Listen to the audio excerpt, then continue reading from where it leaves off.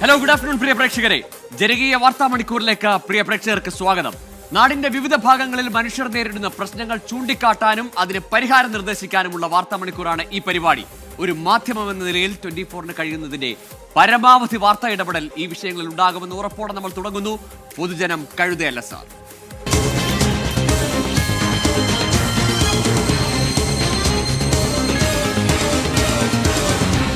പൊതുജനം കഴുതയല്ല സാർ.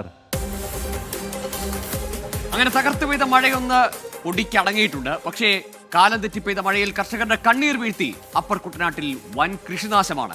5 പഞ്ചായത്തുകളിലായി ഉണ്ടായത് 3 കോടിയിലധികം രൂപയുടെ കൃഷിനാശം. ഓണവിപണി ലക്ഷ്യമാക്കി കൃഷി ചെയ്ത കർഷകർക്ക് ഇതോടെ വൻ തിരിച്ചടിയായി. പല കൃഷിയിടങ്ങളും ഇപ്പോഴും വെള്ളത്തിനടിയിലാണ്. മഴ മാറി വെയിലായി. കാലം തെറ്റിപ്പെയ്ത കാലവർഷത്തിലും കനത്ത കാറ്റിലും അപ്പർ കുട്ടനാട്ടിലെ കർഷകർക്കുണ്ടായത് കോടിക്കണക്കിന് രൂപയുടെ നാശനഷ്ടമാണ്.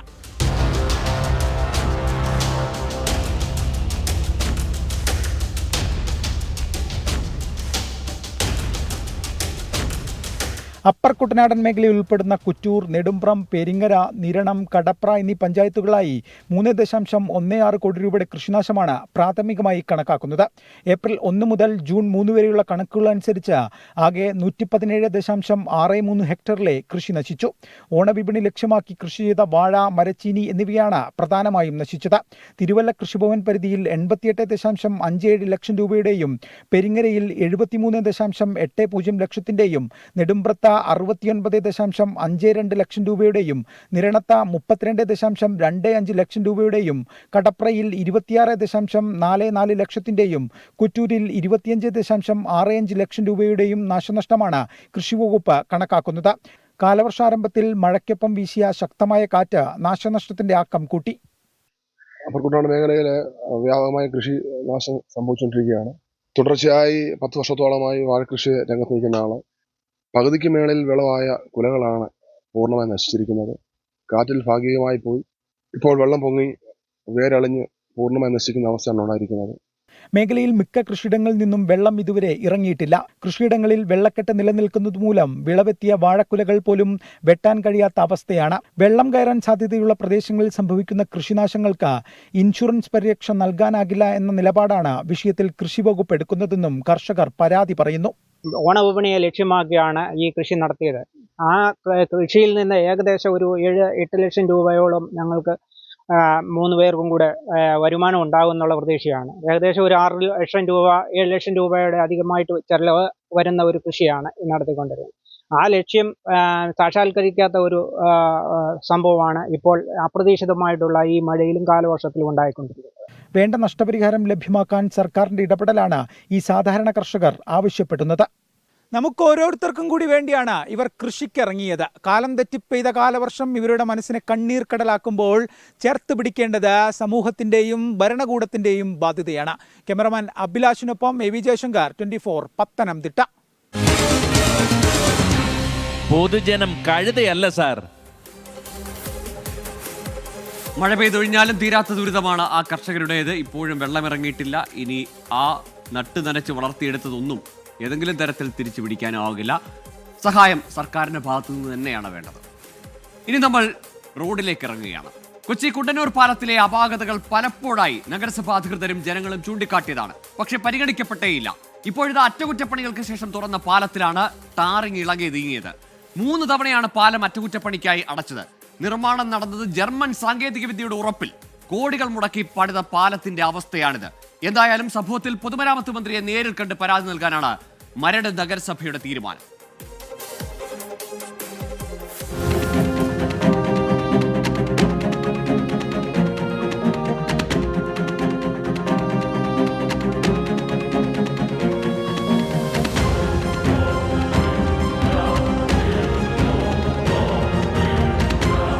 ജർമ്മൻ സാങ്കേതിക വിദ്യയുടെ ഉറപ്പിൽ അറ്റകുറ്റപ്പണി പൂർത്തിയാക്കി ജനങ്ങൾക്ക് തുറന്നുകൊടുത്ത പാലത്തിലാണ് ഇത്തരമൊരു കാഴ്ച. പാലത്തിന്റെ അങ്ങോളം ഇങ്ങോളം ടാറിംഗ് തെന്നിമാറി കുഴികൾ രൂപപ്പെട്ടുകൊണ്ടിരിക്കുകയാണ്. 6 മാസം മുൻപ് പണി പൂർത്തിയാക്കിയപ്പോഴും പാലത്തിൽ പലയിടത്തും വെള്ളക്കെട്ടുണ്ടായിരുന്നു. അന്ന് തന്നെ മരട് നഗരസഭാ അധികൃതരും ജനങ്ങളും പിഴവ് ചൂണ്ടിക്കാണിച്ചിരുന്നു. നിർമ്മാണം നടക്കുന്ന സമയത്ത് തന്നെ ഞങ്ങൾ ഒത്തിരി കുറ്റങ്ങൾ ചൂണ്ടിക്കാണിച്ച കാരണം ഇന്നത്തെ ആധുനിക രീതിയിലുള്ള ഒരു ടാറിങ് സംവിധാനം ആയിരുന്നില്ല അവിടെ. ഈ ചാക്ക് കൊണ്ട് അടിക്കുക, അല്ലെങ്കിൽ ബക്കറ്റിൽ ഈ പറയുന്ന ടാറ് കലക്കി ഒഴിക്കുന്ന ആ ഒരു പ്രാചീന രീതിയിലുള്ള ഒരു ടാറിങ്ങിൻ്റെ രീതിയാണ് അവിടെ കാണിച്ചത്. പാലത്തിലുണ്ടായ ഈ വീഴ്ചയ്ക്കെതിരെ പൊതുമരാമത്ത് മന്ത്രിയെ നേരിൽ കണ്ട് പരാതി അറിയിക്കാനാണ് നഗരസഭയുടെ തീരുമാനം. ഈ പറയുന്ന സ്ഥലത്ത് ശാസ്ത്രീയമല്ലാത്ത രീതിയിൽ നല്ല ഉദ്യോഗസ്ഥരുടെ സൂപ്പർവിഷൻ ഇല്ലാണ്ട് ചെയ്തതിൻ്റെ കുഴപ്പമാണ്. അത് ഈ തിങ്കളാഴ്ച അല്ലെങ്കിൽ ചൊവ്വാഴ്ച ഞങ്ങൾ മന്ത്രിനെ നേരിട്ട് കാണുന്നുണ്ട്. മന്ത്രിനെ കണ്ടുകൊണ്ട് ഇത് ശക്തമായി ഈ ഉദ്യോഗസ്ഥർക്കെതിരെ, ഇതിന് വീഴ്ച വരുത്തിയിട്ടുള്ള ഉദ്യോഗസ്ഥർക്കെതിരെ നടപടി വേണം എന്ന് മന്ത്രിയെ നേരിൽ കണ്ട് ഞങ്ങൾ തിങ്കളാഴ്ചയോ ചൊവ്വാഴ്ചയോ അദ്ദേഹത്തിന് നിവേദനം കൊടുക്കാൻ നേരിട്ട് ഞങ്ങൾ പോകുന്നുണ്ട്. കോടികൾ ഉപയോഗിച്ചാണ് SMA സാങ്കേതികവിദ്യ ഉപയോഗിച്ച് ടാറിംഗ് പൂർത്തിയാക്കിയത്. യാതൊരു കാരണവശാലും ഇളകിപ്പോവില്ലെന്ന ഉറപ്പും ലഭിച്ചിരുന്നു. ആ ഉറപ്പുകളെയെല്ലാം കാറ്റിൽ പറത്തി പാലം വീണ്ടും പഴയ സ്ഥിതിയിലേക്ക് പോകുമോ എന്ന ആശങ്കയിലാണ് ജനങ്ങൾ. അശാസ്ത്രീയതയുടെ പേരിൽ ഇത്തരത്തിലുള്ള ദുരിതങ്ങൾ ഉണ്ടാകുമ്പോൾ ദുസ്സഹമാകുന്നത് സാധാരണക്കാരുടെ ജീവിതമാണ്. അധികാരികൾ നടപടി സ്വീകരിച്ചേ പറ്റൂ. ക്യാമറമാൻ അതീഷിനൊപ്പം സൂര്യശ്രീ, 24 കൊച്ചി. പലതവണ ഇളകി, പലതവണ പണിതു. അതിനായി ആഴ്ചകളോളം പാലം അടച്ചിട്ടു. ആയിരക്കണക്കിന് വാഹനങ്ങൾ, ആളുകളൊക്കെ കടന്നു പോകുന്നിടത്ത് യാത്രാ ദുരിതം ജനങ്ങൾക്ക്. ഒടുവിൽ കോടികൾ മുടക്കി, അതും നമ്മുടെ നികുതിപ്പണം മുടക്കി പണിതു. പിന്നെയും നടുവിന് പണിവരുന്ന രീതിയിൽ ആ പാലം ഇളകി. നമ്മൾ കോട്ടയത്തേക്ക് പോവുകയാണ്. കോട്ടയത്ത് ഇന്ന് 24 ഒരു വാർത്തയിൽ ഇടപെടലുണ്ടായിരിക്കുന്നു. റോഡ് നിർമ്മാണത്തിലെ പിഴവുകളുടെ വാർത്തകൾ പലപ്പോഴായി നമ്മൾ പ്രേക്ഷകരിലേക്ക് പങ്കുവച്ചിട്ടുള്ളതാണ്. കോട്ടയം നഗരത്തിലെ പ്രധാന ബൈപ്പാസിലും അപകടക്കുഴികൾ ഉണ്ടായിരുന്നു. നിരവധി പേർക്ക് അപകടത്തിൽ പരിക്കേൽക്കുകയും ചെയ്തു. 24 ഈ വാർത്ത റിപ്പോർട്ട് ചെയ്തതിന് പിന്നാലെ ഇന്ന് ഇടപെടലുണ്ടായി. കോട്ടയം ഇരയിൽക്കടവ് ബൈപ്പാസിൽ രൂപപ്പെട്ട കുഴികൾ PWD മൂടി. ടാറിംഗ് നാളെ പൂർത്തിയാക്കും. ഇത് 1.5 കിലോമീറ്റർ സ്ട്രെച്ചാണ്. ആദ്യമായിട്ട് വന്ന സംഭവമായത്. ഇതുവരെ അങ്ങനെയൊന്നും സംഭവിച്ചിട്ടില്ല. മഴയുള്ള സമയത്ത് വെള്ളത്തിൽ കഴിവതും ഇറക്കാതെ മറ്റേ നല്ല വഴികളിൽ പോവുക. എല്ലാ ദിവസവും സൈക്ലിങ്ങിന് ഇറങ്ങുന്ന ഒരാളാണ്. പക്ഷേ കഴിഞ്ഞ ഈ പ്രളയം തുടങ്ങിയ മഴ തുടങ്ങിയ മുതൽ എനിക്ക് പറ്റിയിട്ടില്ല. കാരണം ഇവിടെ റോഡ് വെള്ളത്തിലാണ്, നമുക്ക് പറ്റുന്നില്ലായിരുന്നു. ആ സമയത്താണ് ഈ കുഴികൾ കൂടുതലായി രൂപപ്പെട്ടത്. ബുദ്ധിമുട്ടല്ലേ, എല്ലാം ബുദ്ധിമുട്ടല്ലേ. ബുദ്ധിമുട്ടില്ലാത്ത എന്തെങ്കിലും ഉണ്ടോ? ഇങ്ങനെ പോകുന്നു. കഴിഞ്ഞ ദിവസം ഇവിടെ ഒരു വണ്ടി ബൈക്കാരന് ഇതുപോലെ വെള്ളത്തിൽ പോയി. കോട്ടയം നഗരത്തിലെ പ്രധാന ബൈപ്പാസ് തിരക്കിൽ കിടക്കാതെ നഗരത്തിൽ കയറാനും തിരികെ പോകാനും കഴിയുന്ന വഴി. ദിവസവും ഈരേൽക്കടവ് ബൈപ്പാസിനെ ആശ്രയിക്കുന്നവർ കുറച്ചൊന്നുമല്ല. 2.5 കിലോമീറ്ററോളം നീണ്ടു നിവർന്ന് കിടക്കുന്ന പാതയിൽ സുഖമായി സഞ്ചരിക്കാം. എന്നാൽ ഈ വഴിയിലുണ്ടായ കുഴികൾ വലിയ അപകട ഭീഷണിയാണ് ഉയർത്തിയത്. നിരവധി പേർക്ക് അപകടങ്ങൾ സംഭവിക്കുകയും ചെയ്തു. പരാതികൾ കൂടിയതോടെ 24 ഇന്ന് രാവിലെ വാർത്ത റിപ്പോർട്ട് ചെയ്തു. ഇതിന് പിന്നാലെ കുഴിയടയ്ക്കാൻ PWD തീരുമാനിക്കുകയായിരുന്നു.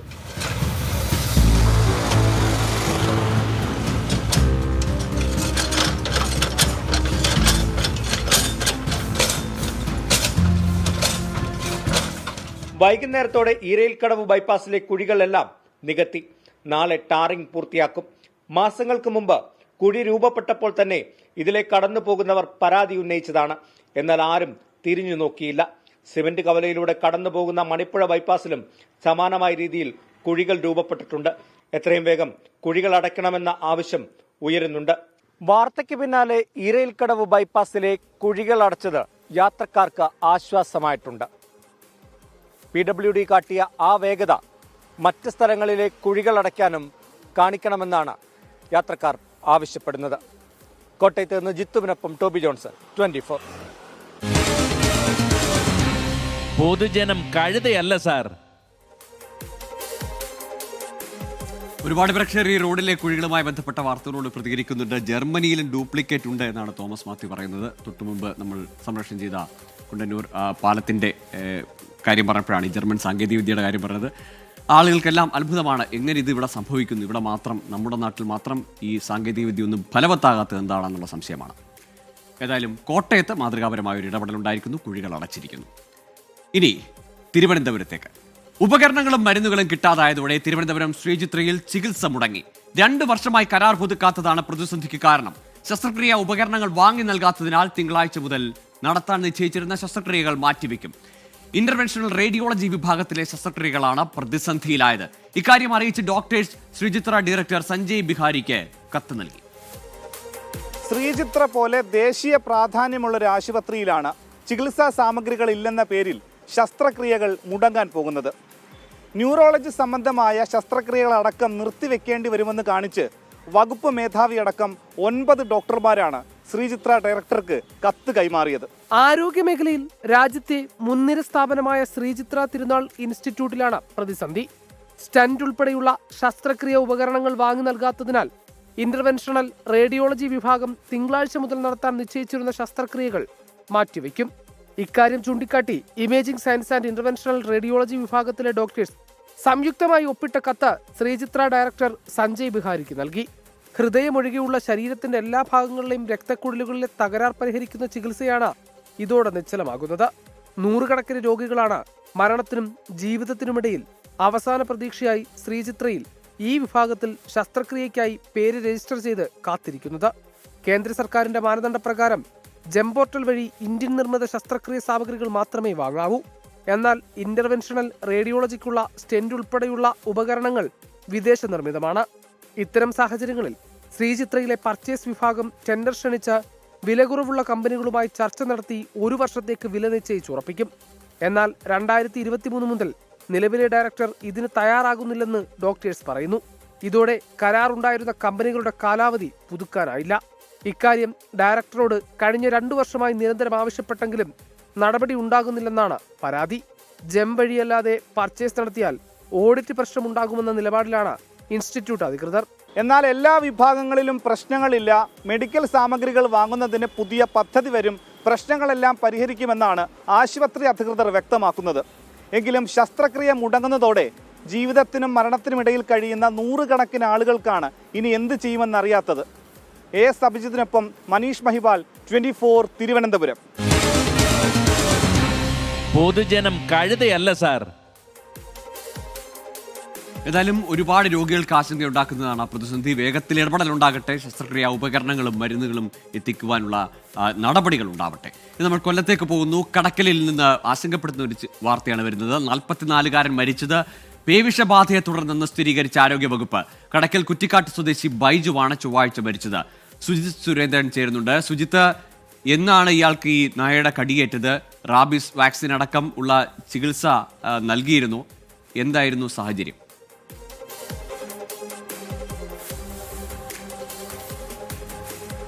ഗോകുൽ, 6 മാസം മുമ്പ് ഈ ബൈജുവിന്റെ കാലിൽ തെരുവുനായ കടിച്ചിരുന്നതായാണ് മനസ്സിലാക്കുന്നത്. അത്തരത്തിൽ ഇക്കാര്യം ബന്ധുക്കൾ പോലീസ് ആശുപത്രി അധികൃതരോട് പറയുകയും ചെയ്തിരുന്നു. ഈ കഴിഞ്ഞ ചൊവ്വാഴ്ചയാണ് ശ്വാസമുട്ടലിനെ തുടർന്ന് ബൈജുവിനെ കടക്കൽ താലൂക്ക് ആശുപത്രിയിൽ പ്രവേശിപ്പിച്ചത്. ശ്വാസമുട്ടലിനൊപ്പം തന്നെ ചില അസ്വസ്ഥതകളൊക്കെ തന്നെ മറ്റ് ചില ശാരീരിക അസ്വസ്ഥതകളും ബൈജുവിനുണ്ടായിരുന്നു. ചികിത്സ ലഭ്യമാക്കിയ ശേഷം ആശുപത്രി അധികൃതർ ഇദ്ദേഹത്തെ പാരിപ്പള്ളി മെഡിക്കൽ കോളേജ് ആശുപത്രിയിലേക്ക് റെഫർ ചെയ്തിരുന്നു. എന്നാൽ ആശുപത്രിയിലേക്ക് പോകാൻ, പാരിപ്പള്ളി മെഡിക്കൽ കോളേജ് ആശുപത്രിയിലേക്ക് പോകാൻ ബൈജു തയ്യാറായില്ല. വൈകുന്നേരമായതോടുകൂടി ശാരീരിക അസ്വസ്ഥതകൾ കൂടുതൽ രൂക്ഷമാവുകയും വീണ്ടും കടക്കൽ താലൂക്ക് ആശുപത്രിയിലേക്ക് എത്തിക്കുകയുമായിരുന്നു. തുടർന്ന് ചികിത്സയിലിരിക്കാൻ മരണപ്പെടുകയുമായിരുന്നു. തുടർന്ന് ബൈജുവിന്റെ മൃതദേഹം പാരിപ്പള്ളി മെഡിക്കൽ കോളേജ് ആശുപത്രിയിൽ പോസ്റ്റ്മോർട്ടം നടത്തുകയും ചെയ്തു. ഈ സംശയം, വീട്ടുകാർ ഇത്തരത്തിലൊരു സംശയം പറഞ്ഞൊരു സാഹചര്യത്തിലാണ് കൂടുതൽ പരിശോധന നടത്തിക്കൊണ്ട് ഇപ്പോൾ ഈ ബൈജുവിന്റെ മരണം പേവിഷബാധ ഏറ്റാണെന്നുള്ള ഒരു വിവരം ആരോഗ്യവകുപ്പ് അറിയിച്ചിട്ടുള്ളത്. ഇപ്പോൾ പ്രദേശത്തുള്ള ആളുകളോടൊക്കെ തന്നെ പേവിഷബാധയ്ക്കുള്ള വാക്സിനുകൾ എടുക്കണമെന്ന് അറിയിച്ചിരിക്കുകയാണ്. ഒപ്പം തന്നെ ആശുപത്രിയിലെ ജീവനക്കാരടക്കം കഴിഞ്ഞ ദിവസം തന്നെ തീർച്ചയായും നമ്മൾ കുറെ കൂടി ജാഗ്രത പുലർത്തേണ്ടിയിരിക്കുന്നു. ഈ നായടിയേൽക്കുന്ന സംഭവങ്ങളിൽ നിന്നാണ് കടക്കൽ കുറ്റിക്കാട്ട് സ്വദേശി ബൈജുവിന്റെ മരണം സൂചിപ്പിക്കുന്നത്. പേവിഷബാധയെ തുടർന്നാണ് മരിച്ച. 6 മാസം മുമ്പാണ് തെരുവുനായയുടെ കടിയേറ്റതെന്നാണ് ബന്ധുക്കൾ പറയുന്നത്. സുജിത് സുരേന്ദ്രനാണ് കൊട്ടാരക്കരയിൽ നിന്ന് വിവരങ്ങൾ നൽകിയത്. തിരുവനന്തപുരം കിളിമാനൂരിൽ അധ്യാപികയുടെ വ്യാജ പ്രചാരണത്തിൽ +1 വിദ്യാർത്ഥിനിക്ക് പഠനം തന്നെ ഉപേക്ഷിക്കേണ്ടി വന്ന സംഭവത്തിൽ നടപടിയുമായി പോലീസ്. സ്കൂളിലെ ഹിന്ദി അധ്യാപിക CR ചന്ദ്രലേഖയ്ക്കെതിരെ പോക്സോ കേസെടുത്തു. വിദ്യാഭ്യാസ മന്ത്രിയുടെ നിർദ്ദേശത്തിന്റെ അടിസ്ഥാനത്തിൽ സ്കൂളിൽ ജില്ലാ വിദ്യാഭ്യാസ ഉപഡയറക്ടർ പരിശോധന നടത്തി. 24 വാർത്തയ്ക്ക് പിന്നാലെയാണ് നടപടി. 24 ഇംപാക്ട്.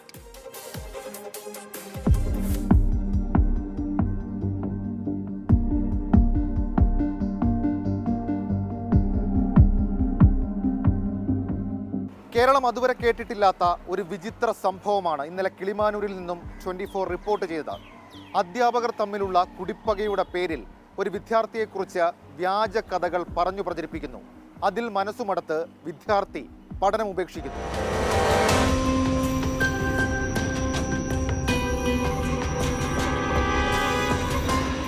വാർത്തയ്ക്ക് പിന്നാലെ സംഭവത്തിൽ വിദ്യാഭ്യാസ മന്ത്രി തന്നെ നേരിട്ട് ഇടപെട്ടു. അന്വേഷണത്തിന് നിർദ്ദേശം നൽകി. സ്കൂൾ പ്രിൻസിപ്പൽ മാനേജ്മെന്റ് നിർദ്ദേശപ്രകാരം അന്വേഷണം നടത്തി. അന്വേഷണത്തിൽ കണ്ടെത്തിയത് അധ്യാപികയുടെ ഭാഗത്തു നിന്ന് ഗുരുതര വീഴ്ചകൾ.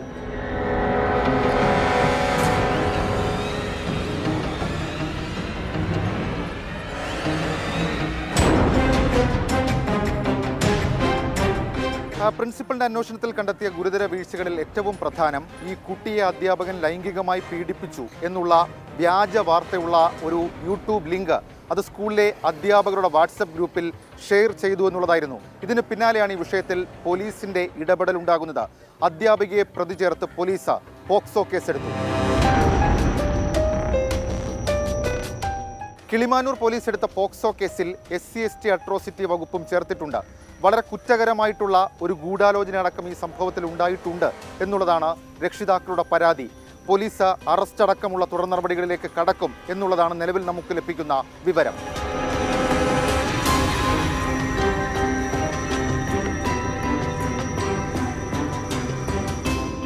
പോലീസ് കേസെടുത്തതിന് പുറമെ മറ്റു ചില നീക്കങ്ങൾ കൂടി ഇന്ന് നടന്നു. വിദ്യാഭ്യാസ വകുപ്പ് അന്വേഷണത്തിന് നിയോഗിച്ച ഉദ്യോഗസ്ഥ ഇന്ന് സ്കൂളിലെത്തി അന്വേഷണം ആരംഭിച്ചു. സ്കൂൾ നടത്തിപ്പടക്കമുള്ള കാര്യങ്ങളിൽ വിശദമായ പരിശോധന നടത്താനാണ് വിദ്യാഭ്യാസ വകുപ്പിന്റെ തീരുമാനം. ഒരു കുട്ടിയെ വ്യാജ വാർത്തകളും വിവരങ്ങളും പ്രചരിപ്പിച്ച് മാനസികമായി തകർത്ത് അതിൻ്റെ പഠനം മുടക്കിയ അധ്യാപികയെ അറസ്റ്റ് ചെയ്യുമോ? തുടർ നടപടി എന്തായിരിക്കും? അതാണ് ഇനി കാത്തിരുന്നു കാണേണ്ടത്. ഷഫീദ് റൗത്തർ, 24 തിരുവനന്തപുരം. ഏതായാലും കൂടുതൽ നടപടി ഉണ്ടാകട്ടെ, ആ കുട്ടിക്ക് നീതി ലഭിക്കട്ടെ, ആ കുട്ടിക്ക് തുടർന്ന് പഠനം നടത്താനുള്ള സാഹചര്യം ഒരുങ്ങട്ടെ. കോഴിക്കോട് നിന്നൊരു വാർത്ത വരികയാണ്. പോക്കറ്റടി സംഘം പിടിയിലായിരിക്കുന്നു. റിട്ടയർഡ് SIയുടെ പണം മോഷ്ടിച്ച 4 പേരെയാണ് നടക്കാവ് പോലീസ് പിടികൂടിയത്. പെൻഷൻ വാങ്ങി വരവെ ബസ്സിൽ വെച്ചാണ് പണം കവർന്നത്. താമരശ്ശേരി സ്വദേശി ഷമീർ, കൊച്ചി സ്വദേശി ജോയ് നിസാർ, തോട്ടുമുക്ക സ്വദേശി ഹുസൈൻ, വയനാട് സ്വദേശി ബിനോയ് എന്നിവരാണ് പിടിയിലായിരിക്കുന്നത്. മിഥില ബാലനുണ്ട് വിശദാംശങ്ങളുമായി. മിഥില, ഈ ജിപേയുടെ ഒക്കെ കാലത്ത് മറ്റ് സാധ്യതകളൊന്നും ഇല്ലാത്തതുകൊണ്ട് ഈ പെൻഷൻ വാങ്ങി വന്ന വഴിക്ക് തന്നെ പിടികൂടിയതാണെന്ന് തോന്നുന്നു അല്ലേ ഈ പോക്കറ്റടി? ഏതായാലും എല്ലാ ജില്ലയിൽ നിന്നുള്ളവരുണ്ടെന്ന് തോന്നുന്നു അല്ലേ? അതേ ഗോകുൽ, എല്ലാ ജില്ലയിൽ നിന്നും ഉള്ളവരുമുണ്ട്. വയനാടുണ്ട്, കൊച്ചിയുണ്ട്, താമരശ്ശേരി, കോഴിക്കോട്. 2 പേർ കോഴിക്കോട് സ്വദേശികളാണ്. ഈ സംഭവം ഉണ്ടായത് ഇന്നലെയാണ്. റിട്ടയർഡ് SI ആണ്. അദ്ദേഹം പെൻഷൻ വാങ്ങി കോഴിക്കോട് സിവിൽ സ്റ്റേഷനിൽ നിന്നും സമീപത്തു നിന്നും ബസ്സിൽ കയറുന്നു. പിന്നീട് മനോരമ ജംഗ്ഷൻ്റെ അടുത്ത് ഇറങ്ങുന്നു. അതിനിടയിൽ തന്നെ ഈ ബാഗിലായിരുന്നു പണം ഉണ്ടായിരുന്നത്. ആ ബാഗിൽ നിന്ന് പണം മോഷ്ടിക്കപ്പെട്ടു. ഈ 4 പേർ എന്നത് ഇത്തരത്തിൽ ബസ്സിൽ കയറി മനഃപൂർവ്വം തിരക്കുണ്ടാക്കി മോഷണം നടത്തുന്ന സംഘമാണ്. മാത്രമല്ല, ഇവർ പെരുന്നാൾ തിരക്കാണ്. അതുകൊണ്ട് തന്നെ കോഴിക്കോട് നഗരത്തിൽ വലിയ തിരക്ക് ഉണ്ടാകും. ആ തിരക്ക് ലക്ഷ്യമിട്ട് പോക്കറ്റ് അടിക്കാൻ അല്ലെങ്കിൽ ഇത്തരം പണം കവരാൻ ലക്ഷ്യമിട്ട് ഇറങ്ങിയ സംഘം തന്നെയാണെന്നാണ് പോലീസിന് പ്രാഥമികമായ അന്വേഷണത്തിൽ വ്യക്തമായിട്ടുള്ളത്. എടുത്തു പറയേണ്ട ഒരു കാര്യം എന്നത് ഈ 4 പേരും മുൻപ് കേസുള്ള ആളുകളാണ്. ഇതിൽ വയനാട് സ്വദേശിയായ ബിനോയ് ഇതിനു മുൻപ് ജയിൽ ശിക്ഷ അനുഭവിച്ച് പുറത്തിറങ്ങിയ ആളുകൂടിയാണ്. ഇവരുടെ പേരുകൾ താമരശ്ശേരി സ്വദേശി ഷമീർ, കൊച്ചി സ്വദേശി ജോയ് നിസാർ, തോട്ടുമുക്കം സ്വദേശി ഹുസൈൻ, വയനാട് സ്വദേശി ബിനോയ് എന്നിവരാണ്. നിലവിലിപ്പോൾ ഇവരെ പോലീസ് ചോദ്യം ചെയ്യുകയാണ്. എന്തുതന്നെയായാലും വൻ പോക്കറ്റടി സംഘം തന്നെയാണ്. എടുത്തു പറയേണ്ട ഒരു കാര്യം, ഇവർ ഇത്തരത്തിൽ തിരക്കുണ്ടാക്കുന്നു. മാത്രമല്ല, പോക്കറ്റടി ലക്ഷ്യമിട്ട് കോഴിക്കോട് നഗരത്തിൽ റൂമെടുത്ത് താമസിച്ച് ഇത്തരത്തിൽ പോക്കറ്റടിക്കായി തിരക്കിന് ആളുകൾ പുറത്തിറങ്ങുന്ന സമയം നോക്കി, പ്രത്യേകിച്ച് പെരുന്നാളാണ്, അതുകൊണ്ട് തന്നെ SM സ്ട്രീറ്റ്, കോഴിക്കോടത്തെ പ്രധാന സ്ഥലങ്ങളിലെല്ലാം തന്നെ ആളുകൾ എത്തുന്ന ഒരു സമയം കൂടിയാണ്. ഇത്തരം സമയവും സന്ദർഭവും എല്ലാം കണക്കിലെടുത്ത് പോക്കറ്റടിക്ക് ഇറങ്ങുന്ന സംഘമാണ് ഈ പിടിയിലായിട്ടുള്ളത്. ഏതായാലും 35,000 രൂപയാണ് ഒറ്റയടിക്ക് തട്ടിയെടുത്തത്. അത് ഏതായാലും 4 പേരെയും പിടികൂടിയിട്ടുണ്ട്. സൂക്ഷിക്കുക, തിരക്കുള്ള സമയമാണ്. മിഥില ബാലനാണ് വിശദാംശങ്ങൾ നൽകിയത് കോഴിക്കോട് നിന്ന്. ഇതോടെ പൊതുജനം കഴുതയല്ല സാർ പൂർണ്ണമാകുന്നു. നമസ്കാരം.